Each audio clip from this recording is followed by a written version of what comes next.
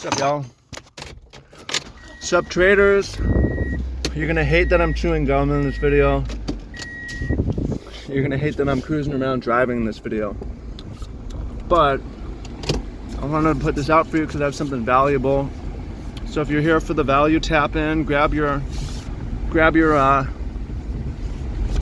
pen, grab your paper, grab your notepad, and let's talk. So the topic that I want to get into is whether you want to be glass half full or glass half empty in trading. Basically, I'm arguing you want to be pretty pessimistic and look for what's wrong in things. It's better to be that way in trading, and it's going to prevent blow-ups. So let's talk about that. I'm saying if you're too optimistic, well, it's two things. It's optimism and it's also pain. If you're too optimistic, it can cause problems. If there's not enough pain, it can also cause you problems. The gate closed. There we go.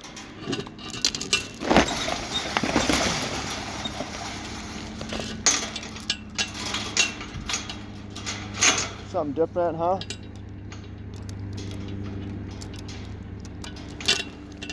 Okay. Back on focus. So there's two issues.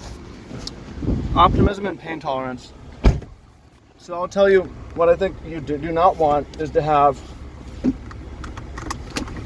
you don't actually want to have a high pain tolerance, and you don't want to be optimistic. Pessimistic with low pain tolerance is the best combination. So first let's talk about the pain tolerance. If you have too high a pain tolerance, you can blow up because you're going to hold these positions way against you. You're going to lose all this money. You're going to be okay with it, and it's going to be real bad. It's going to be bad news, right?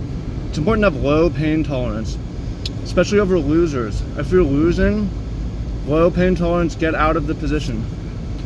Even if sometimes initially moves against you, get out. Right? Low pain tolerance.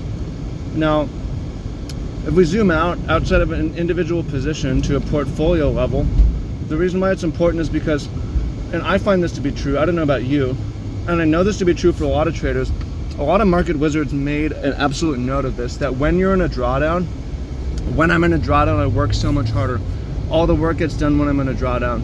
I work on my system, I work on my risk management, I refine, I put in more hours into the deep work. When everything's going great, I don't do anything, I just coast, right? And it leads to not getting better, and it leads to blowups. That's for sure true of me, and I've seen that to be true of a lot of traders in market wizards. So the idea is the least amount of pain that makes you uncomfortable, that gets you into feeling a drawdown state, to get you doing the deep work is important, right? If it takes you blowing up to be like, damn, I gotta change something, like that hurt, you're not gonna make it, right? But if it's like, I'm down 5%, I'm down 10%, that feels like a major loss. Like, let me sit with that. That's painful. I need to change. I need to do something different. You might make it, right? So understand what I'm saying here is that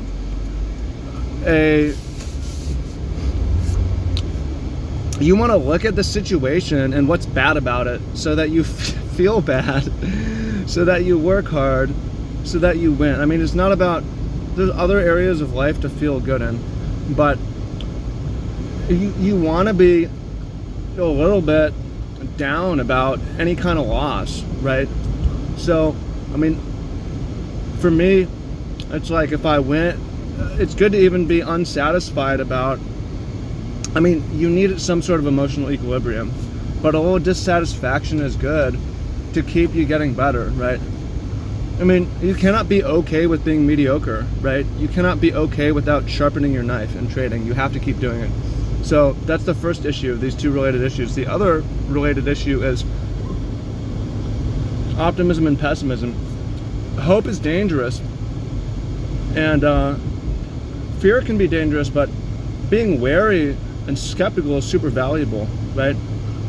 This is also true from what I've seen in Market Wizards, and also true of me. When things are going amazing, when I'm up huge, that's when danger is lurking around the corner, where I'm either going to give it all back or go on a losing streak, a risk too much, something's going to go wrong, right? Greed and euphoria is problematic. Being too optimistic, this trade is going to run forever. This position is going to work for sure, right? For sure, optimism and certainty is a bad combination in trading, right? You want certainty that, hey, I have an edge here, so I'm going to put it on, but I'm totally uncertain about the outcome. I'm slightly pessimistic about it, even, where it could turn around on me. So I'm gonna put my stop loss right here. I'm gonna advance my stop. I'm going to take precaution. I'm going to double check, right? Pessimistic, I might have screwed up the lot size. Let me double check that the lot size isn't 10 times too big, or 1/10 of what I want it to be, right? So trading really caters to perfectionism. You have to have a little bit of perfectionism, where you're not okay with sloppy, you're not okay with mediocre, you're always saying that things can be better, and it's not tilting you out, but you want to improve, and you want to get better, and you want to put in the work, and you're wary of what's around the corner. You know people blow up in this game every day, and yeah, so, and for me, where I'm at is, I would say when I started, my pain tolerance was way too high, and I was too optimistic, so I was able to lose a ton of money at times. But now, been through that, it used to be I needed to blow an account, or blow a series of accounts to really stop and be like, all right, something's wrong, right?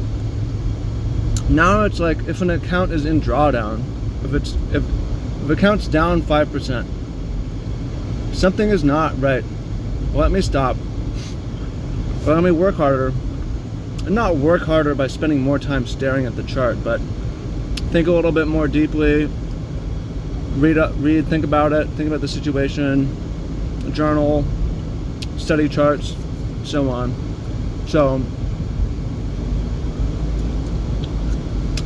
that's a message to you, a lesson for you. I hope you find it useful.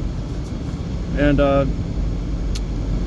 yeah, happy trading, folks, but always be looking over your shoulder.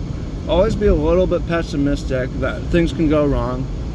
Always stay guarded. That's going to keep your position size small, and have a low pain tolerance in individual trades and at the portfolio level, where if you're down 5%, stop. Down 10, cut your size in half. If you're down 10%, hard stop. Something's wrong, right? Put in some work.